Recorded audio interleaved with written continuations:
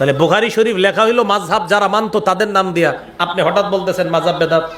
ইমাম বুখারীও হাম্বলি মাযহাব মানতো, তো ইমাম বুখারী বেদাতি। কেউ কেউ বলেন উনি শাফি মাযহাবের ছিলেন, তো উনি কি বেদাতি? নাউজুবিল্লাহ বলেন। ইবনে হাজার আসকালানী রহমতুল্লাহ আলাইহি শাফি মাযহাবের ছিলেন, ওনাকে বলা হয় হাফিজুদ দুনিয়া। পুরা দুনিয়ার এমন কোন বিদ্যা নাই যা আল্লাহ ওনারে দেয় নাই। উনি এত কিছু বুঝাও শাফি মাযহাব মানলেন। ভাই ঝগড়া করবো না আমরা, এটা মনে রাখবেন।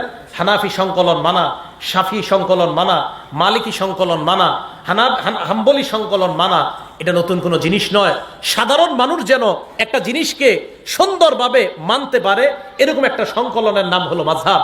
আপনি এক জাতীয় হাদিসের মধ্যে বিক্ষিপ্ত হাদিস, একই বিষয়ে একাধিক হাদিস পাবেন, আপনি কোনটা মানবেন? মাযহাব আপনাকে বলে দিবে তুমি এমন একটা পদ্ধতি অবলম্বন করো, যেই পদ্ধতি অবলম্বন করলে নবীজির হাদিস আর আল্লাহর কোরআনের সমন্বয়ে আমল হয়ে যায়, এটার নাম মাযহাব। ও এই জায়গায় যদি কোনো আলে হাদিস ভাই থেকে থাকেন, আপনাদেরকে একটা কথাও কষ্ট থেকে বলি নাই, কষ্ট দেওয়ার কোনো নিয়ত নাই। আমি বলছি কি, আপনারা ঝগড়া করেন না।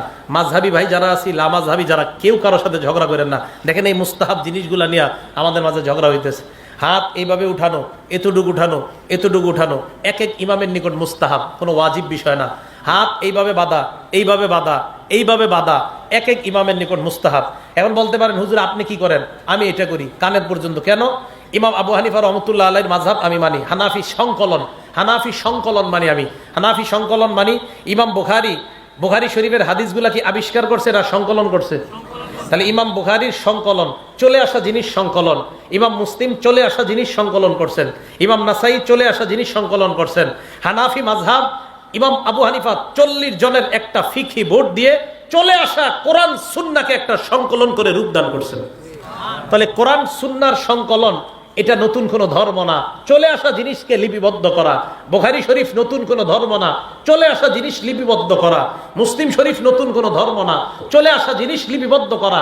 হানাফি মাযহাব নতুন কোনো জিনিস না, চলে আসা জিনিসকে একটা জায়গায় সংকলন করা। শাফি মাযহাব নতুন কোনো জিনিস না, কোরআন সুন্নাহকেই কোথাও একত্রিত করা। এজন্য আপনাকে আমাকে উল্টা পাল্টা বুঝ দিচ্ছে যে তুমি হানাফি মাযহাব মানো, তুমি ভুলের মধ্যে আছো। এখন থেকে আপনি জবাব দিবেন হানাফি মাযহাব মানি, আপনি জবাব দিবেন হানাফি মাযহাব মানি হলো কোরআন সুন্নাহর সমষ্টিগত একটা সংকলন, এই সংকলনের নাম হানাফি সংকলন, আমি এটা মানি। বলতে পারেন আপনি কেন মানেন? দেখেন হাদিসে আছে, নবীজি সাল্লাল্লাহু আলাইহি সাল্লামের এক হাদিসে আছে এই এতটুকু হাত উঠানো। কটা হলো? একটা। তাহলে বুক বরাবর হাত উঠানো, 2 কাঁধ বরাবর হাত উঠানো, 3 কান বরাবর হাত উঠানো।